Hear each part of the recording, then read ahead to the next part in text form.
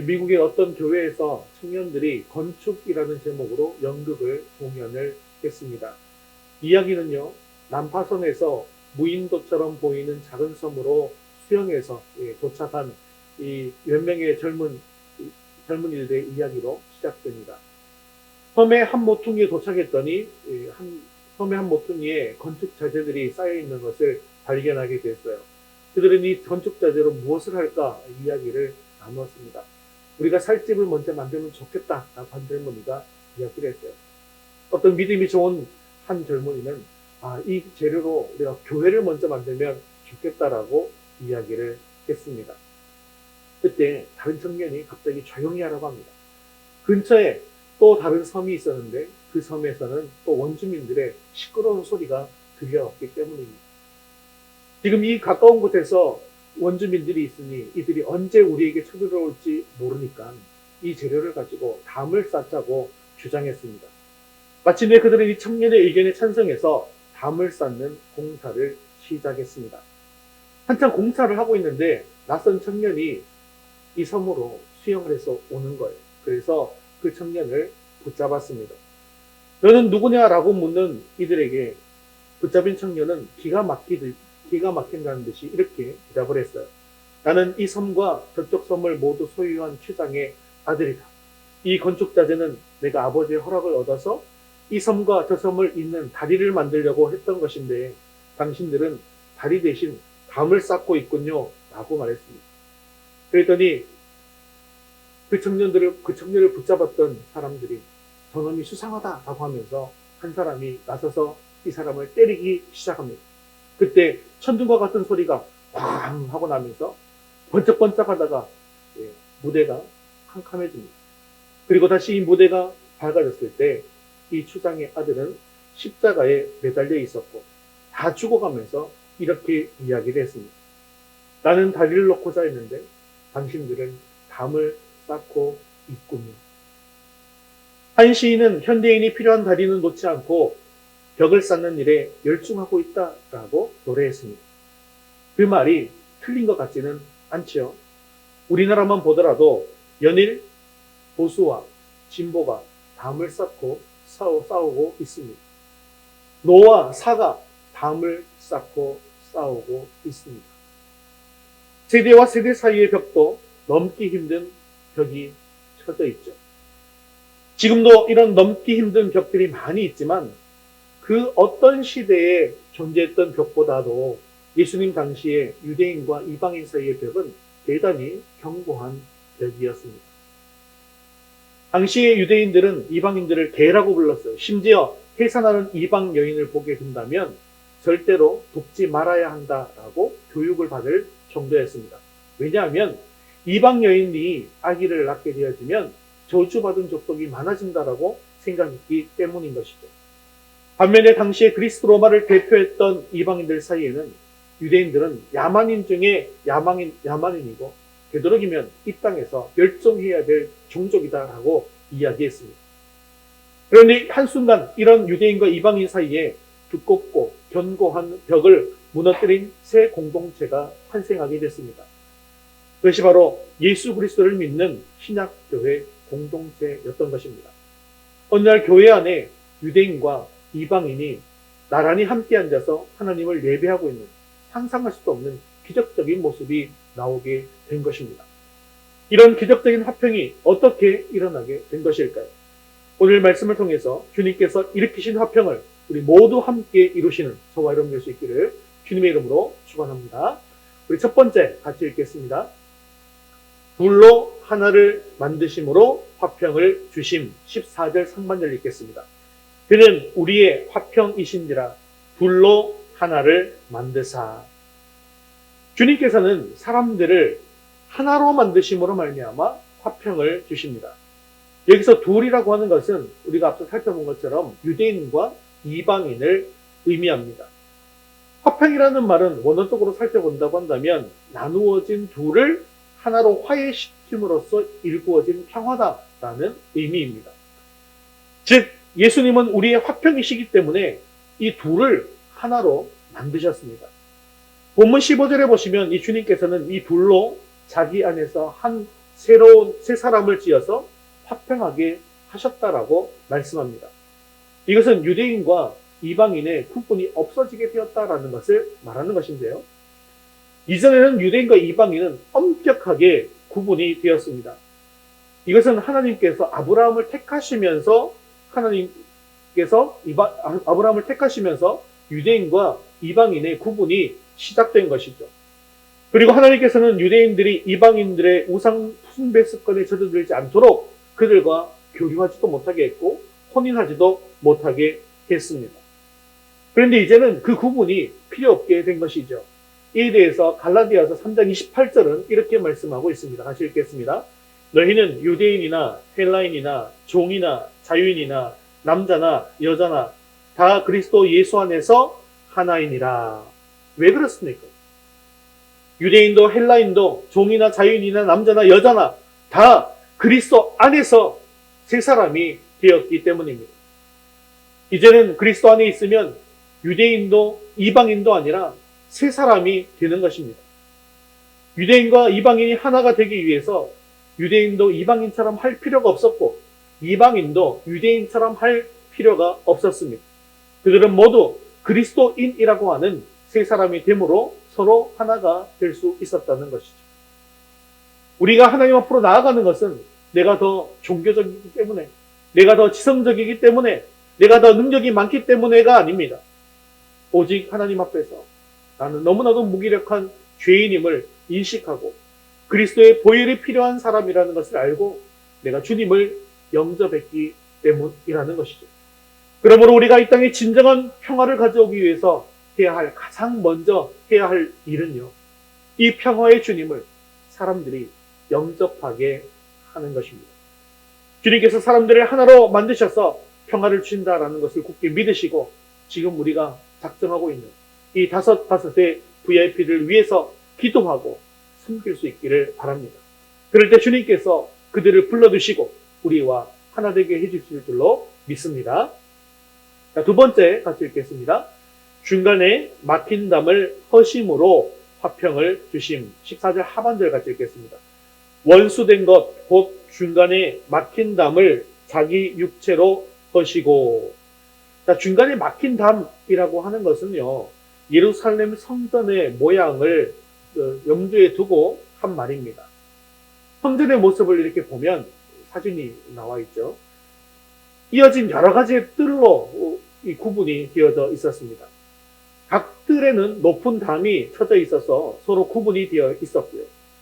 자, 그래서 성전에 들어가고자 하는 사람은 성전 뜰 입구로 이렇게 들어서면 제일 먼저 만나게 되는 것이 바로 이방인의 뜰이었습니다. 이것은 외부에서 온 예배자들을 위해서 동물들을 매매하고 환전하던 곳이었고요. 그리고 이방인들은 여기까지만 들어갈 수가 있었습니다. 그 다음으로 들어가면 여인의 뜰이라고 되어져 있는데요. 유대 여성들은 희생제물을 드리러 오는 경우에만 이 여인의 뜰에 들어갈 수가 있었고 희생제물을 드리지 않는 경우에는 여기도 들어갈 수가 없었습니다. 그 다음 안으로 들어가면 이스라엘의 뜰이라고 있죠. 이것은 명절에 제사를 드리러 온 유대인들이 한자리에 모이는 그런 곳이었습니다. 그리고 희생제물을 제사장들에게 건네주던 곳이었습니다. 또 저 성전 안쪽으로 들어가면 제사장의 뜰이라는 곳이 있는데요. 이것은 성스러운 곳으로 간주되어서 제사를 드리는 제사장들만 그곳에 갈 수가 있었습니다. 그리고 성전 한가운데 가면 성소에 지성소라는 곳이 있죠. 이것은 하나님께서 거하시는 곳이었습니다. 그래서 오직 대제사장만이 6월절에 1년에 단 한 번 들어갈 수 있었습니다. 성전은 이렇게 막힌 담들이 곳곳에 있었고요. 사람들을 하나님의 임재로부터 분리시켰습니다. 이방인이라고 해서 예루살렘 성전 자체에 아예 갈 수 없었던 것은 아니고 그들이 갈 수 있었던 곳은 바로 처음 얘기드렸던 것처럼 이방인의 뜰까지만 들어갈 수가 있었습니다. 그리고 그들이 더 이상 들어갈 수 없도록 벽을 쌓아두었던 것이죠. 이방인들은 유대인들에게 있어서 개들이었고 불결한 자들로 간주되었고 인간 이하의 취급을 받았습니다. 이방인들과 사귀는 것, 그것은 불경이었습니다. 그래서 그 벽에는 이방인들이 더 이상 접근할 수 없도록 이상 접근할 경우, 이제 이 벽을 넘어올 경우 사형을 면할 수 없다라는 경고 조항까지 붙어 있었습니다. 즉 개종한 이방인들조차도 멸시를 받으며 사람들 사이에서 분리돼 있었다는 것이죠. 또한 성전은 만민이 기도하는 집이라고 이야기했지 않습니까? 그럼에도 불구하고 그 역할을 제대로 감당하지 못했습니다. 그래서 당시 성전에서 이방인의 뜰에서 유대 상인들이 환전을 해줬고 또 제물로 드릴 양과 염소를 파는 장소로 전락했습니다. 그래서 이에 대해서 주님께서 이렇게 말씀하신 적이 있죠. 누가복음 19장 46절 말씀입니다. 그들에게 이르시되 기록된 바 내 집은 기도하는 집이 되리라 하였거늘 너희는 강도의 소굴을 만들었도다 하시니라. 이방인들도 유대인을 향해서 악한 감정을 가지고 있었습니다. 그래서 유대인들을 부를 때 모든 사람들에게 적대감을 가진 사람들이다 라고 생각했습니다. 이렇게 이방인과 유대인들은 서로 반목하고 서로를 싫어했는데요. 화평의 왕으로 오신 예수 그리스도가 그들을 화목해 하셨습니다. 즉 유대인과 이방인들이 예수님을 믿게 되었을 때 그들은 한 몸을 이룰 수가 있게 된 것입니다. 어떻게 해서 이런 일이 이루어졌을까요? 그것은 바로 예수 그리스도가 막힌 담을 허셨기 때문입니다. 이제 그 담이 허물어졌다라는 말은 이방인들도 유대인들과 같이 하나님께 예배드릴 수 있게 되었다라는 뜻입니다. 이것은 마치 주님께서 죽으실 때에 성소와 지성소를 가리고 있던 휘장이 찢어져서 대제사장만이 들어갈 수 있는 지성소에 우리가 들어가게 된 것과도 같은 것입니다. 지금까지 유대인들만을 위해서 허락되었던 모든 영적인 혜택을 이제는 이방인들에게까지도 다 받게 주어졌다라는 것이죠. 그렇습니다. 우리 주님께서는 이렇게 중간에 막힌 담을 허시기 위해서 십자가의 길을 걸어가신 것입니다. 그리고 주님께서 흘리신 십자가의 피로 이 모든 것을 허무셨습니다.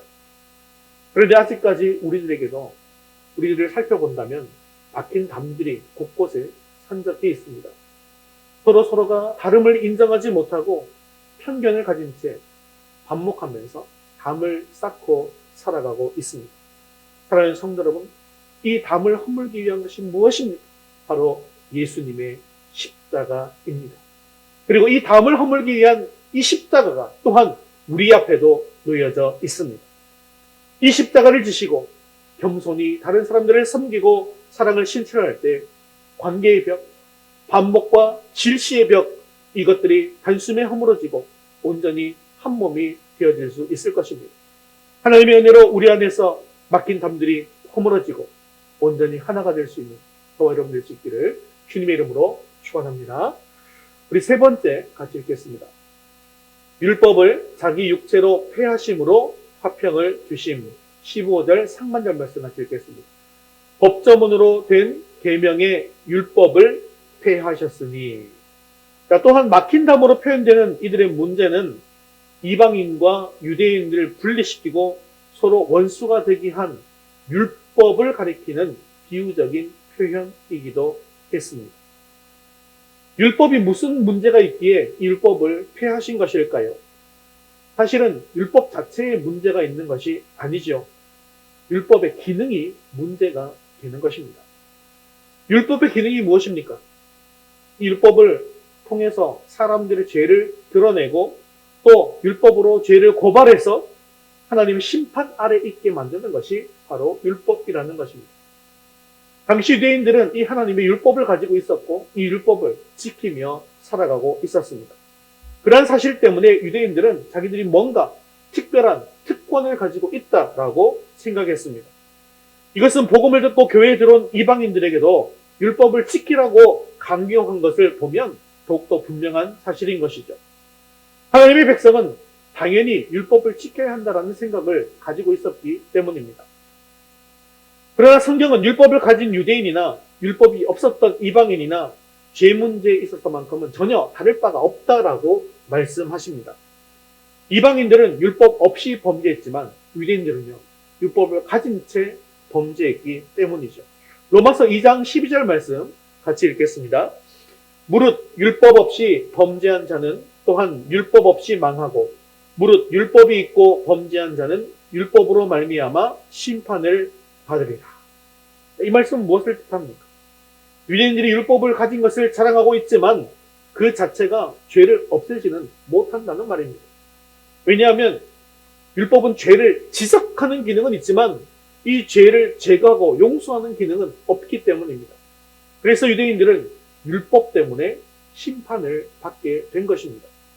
물론 이방인들도 율법이 없었기 때문에 죄가 무엇인지 몰랐다고 변명할 수가 없었습니다. 비록 율법은 유대인들만 가지고 있는 것이었지만 율법 없이 지은 죄라고 하더라도 심판을 받게 되기 때문인 것이죠. 그러므로 유대인이든 이방인이든 상관없이 율법은 모든 인류를 하나님의 심판 아래 있게 만드는 법조문이었습니다. 그렇지만 우리 주님께서 이 모든 율법을 자기 육체로 폐지하셨습니다.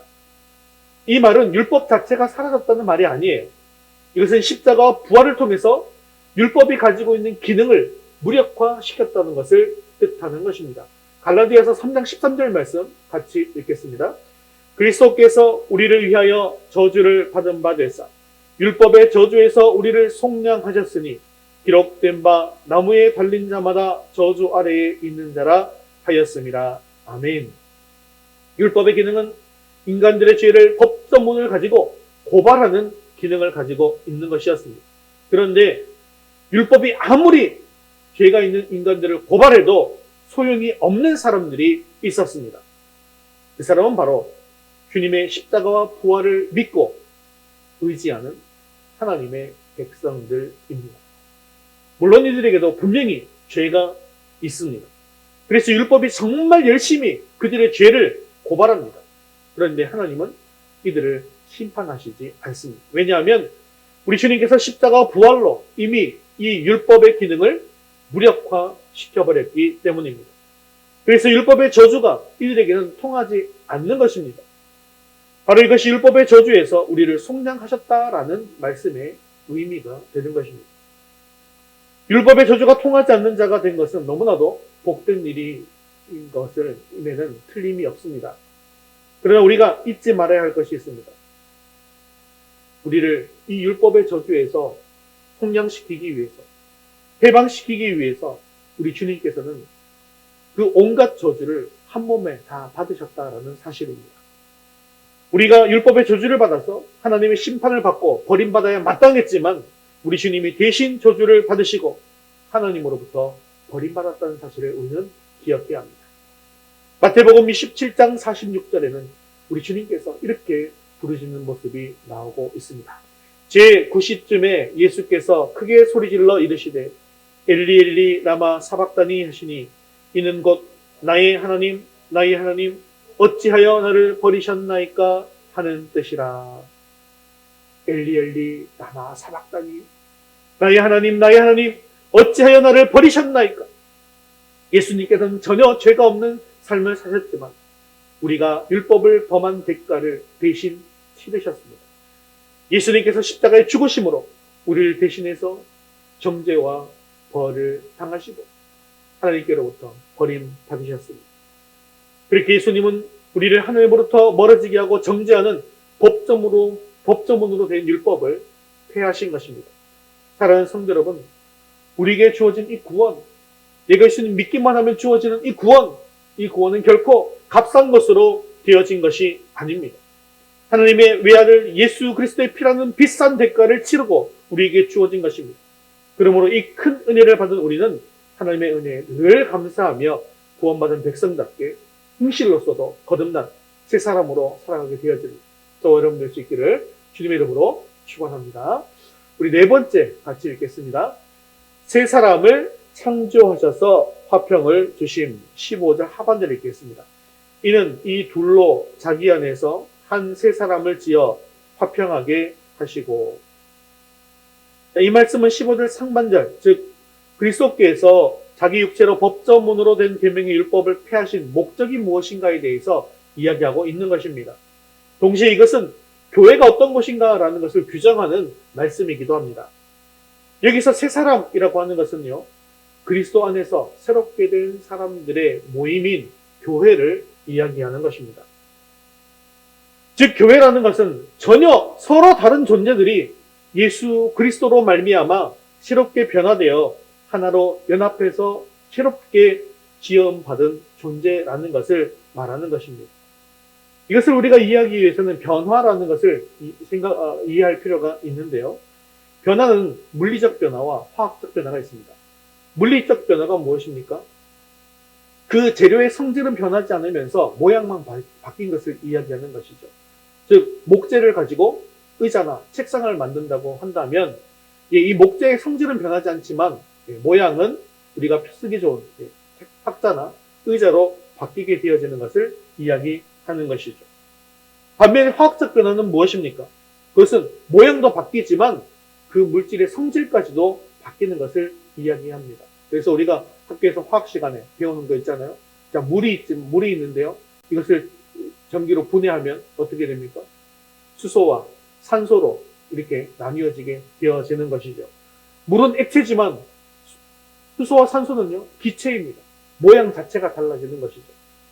그리고 눈에도 보이지 않습니다. 성질도 전혀 다릅니다. 그런데 교회가 바로 이러한 화학적 변화를 겪는 것과 같다는 것입니다. 그렇다면 지금 사도 바울이 말하는 둘이라는 것은 누구와 누구를 이야기하는 것입니까? 예, 유대인과 이방인들입니다. 여러분 이들의 면면을 살펴보시길 바랍니다. 이들은 전혀 다른 사람들입니다. 결코 함께 어울릴 수 없는 사람들입니다. 그들은 생각하는 사고 자체가 다르고 살아가는 방식 자체가 완전히 다릅니다. 유대인들은 이방인들을 개되지만도 못하게 여겼습니다. 이들 사이에는 어떤 것도 같은 것이 없습니다. 그런데 그런 이들을 그리스도께서 어떻게 하셨다는 것입니다. 우리는 여기서 이들의 이 변화를 잘 살펴보아야만 하는 것입니다. 이것을 정확하게 알기 위해서 우리가 주목해야 할 단어가 있습니다. 그것은 바로 지어라는 단어입니다. 헬라어로는 크티조인데요. 이것은 바로 창조를 뜻하는 것입니다. 그러니까 이것은 예수 안에서 완전히 새로운 것으로 창조된 것을 이야기한다는 것이죠. 이것을 좀 더 명확히 해주는 말이 바로 한 세 사람입니다. 이것 또한 정확하게 우리가 이 말을 보아야 합니다. 먼저 주목해야 될 것은 한이라는 표현이죠. 이것은 하나를 가리킵니다. 말하자면 한 사람이라는 것이죠. 그렇습니다. 여러 사람이 아니라는 거예요. 지금 교회에는 여러 사람들이 들어와 있습니다. 크게 나누어 봐도 유대인과 이방인, 헬라인, 이런 전혀 다른 사람들로 구성되어져 있더라는 것이죠. 그런데 그렇게 다른 많은 사람들이 있지만 그들이 다 어떻다는가요? 단 한 사람이라는 것입니다. 그런데 보십시오. 더 나아가서 그 한 사람이 어떤 사람이라는 것입니까? 세 사람이라는 것입니다. 그렇습니다. 이것이 교회의 진정한 모습인 것을 기억하시길 바랍니다. 우리 교회 안에도 여러 사람들이 모여 있습니다. 다양한 직업을 가지고 있고, 다양한 학식을 가지고 있고, 다양한 성격을 가지고 있고, 다양한 출신, 다양한 취미를 가진 많은 사람들이 있습니다. 그런데 이러한 사람들을 가지고 재료를 사용해서 그냥 있는 모습 그대로 데리고 와서 모양만 바뀐 그런 교회로 만드셨다는 것이 아니에요. 다양한 재료를 가진 이 사람들의 재료를 가지고 완전히 다른 모습으로 새로운 사람으로 변화시키고 창조하셨다라는 것입니다. 그것이 바로 교회라는 것이죠. 이미 이러한 성격을 가리켜 사도 바울은 1장에서 교회는 그의 몸이니 라고 했습니다.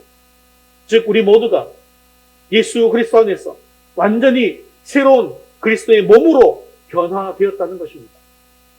우리 각자가 각기 다른 몸이 아니라 그리스도의 지체가 되어 한 몸이 되었다는 것입니다.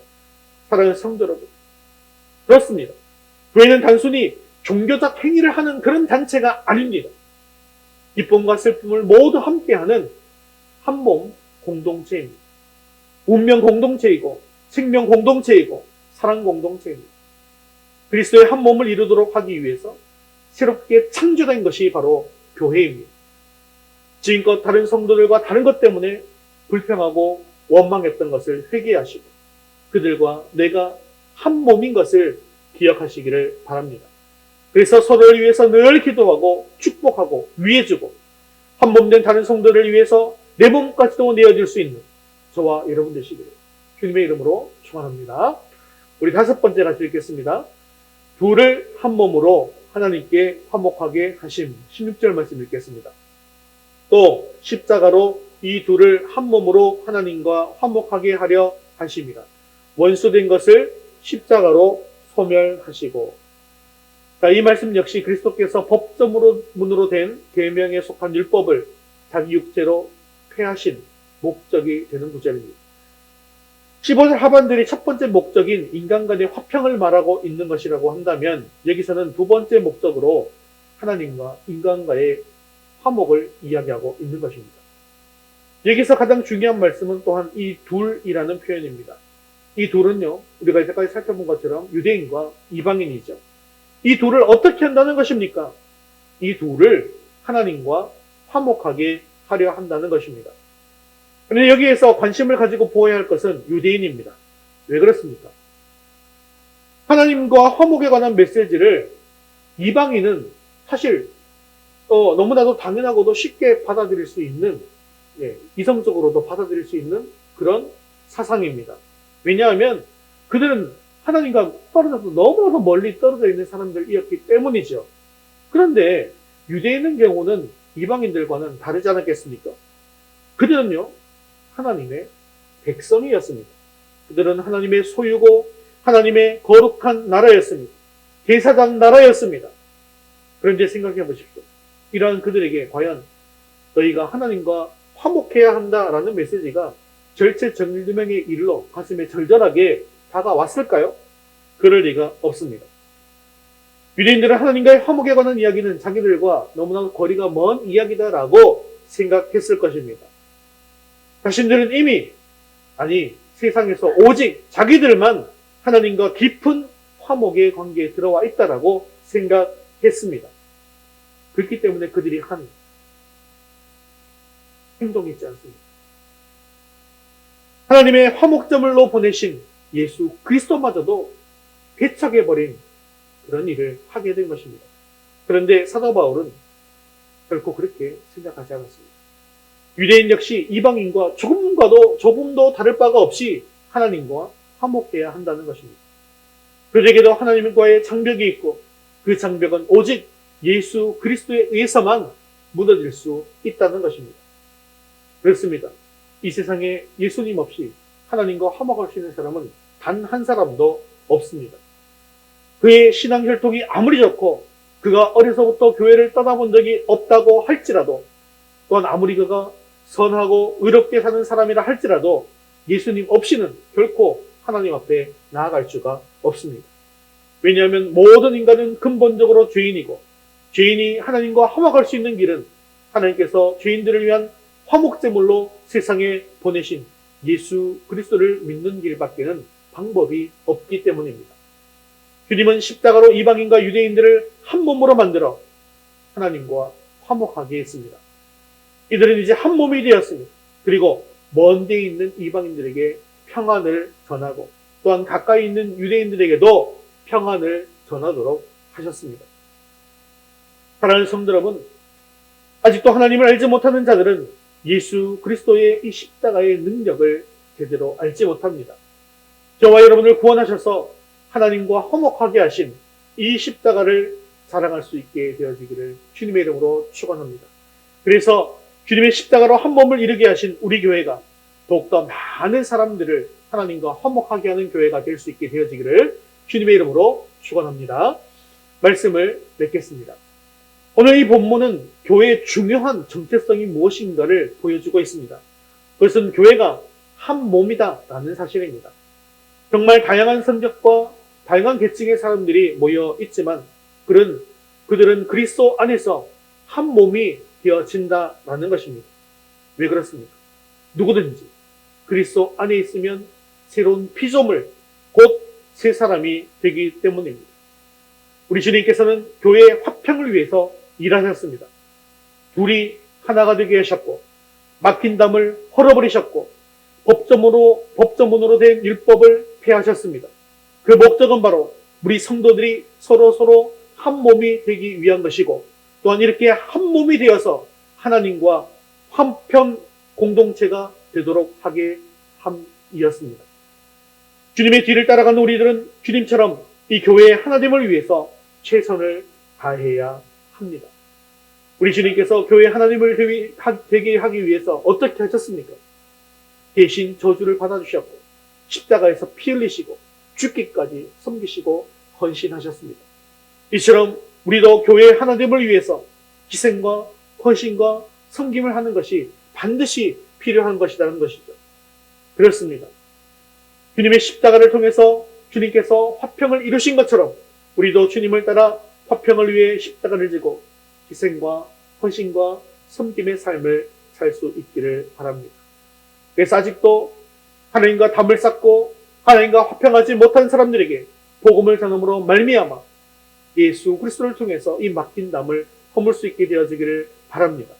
이 마지막 때 우리 교회가 한마음 한뜻으로 한 몸을 이루어서 세상에 평화를 선포하는 도구로 크게 쓰임받게 되어지기를 주님의 이름으로 축원합니다.